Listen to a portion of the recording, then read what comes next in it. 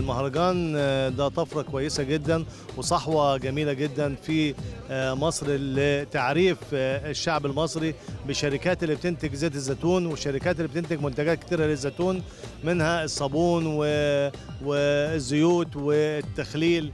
يعني الزيتون فيه شجرة مباركة فيها عدة صناعات كتيرة جدا بتنتشر منها.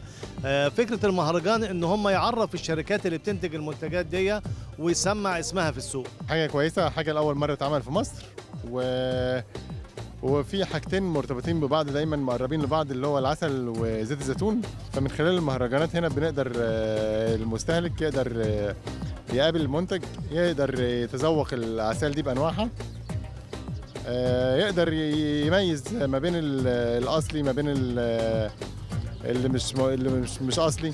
شجرة الزيتون الشجرة المباركة أصلها مصر في طور سيناء. مصر أكبر مصدر لزيتون المائدة في العالم، ودلوقتي إن شاء الله بعد المبادرة الرئاسية بزراعة 100 مليون شجرة مصر في طريقها أنها تتصدر صادرات العالم في الزيت كمان.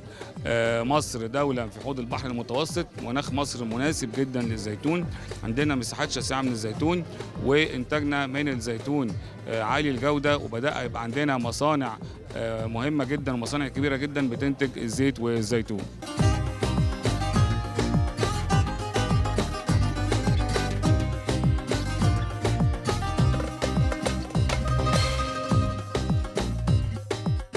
احنا سعداء بمشاركتنا في المهرجان المصري الاول للزيتون اللي معمول في حديقه الأورمان، وبفضل الله تحت رعايه وزاره الزراعه احنا جينا وعملنا او جينا معانا منتجات زي زيت الزيتون والمخللات بانواعها وانتاج طبيعي بمكونات طبيعيه 100%.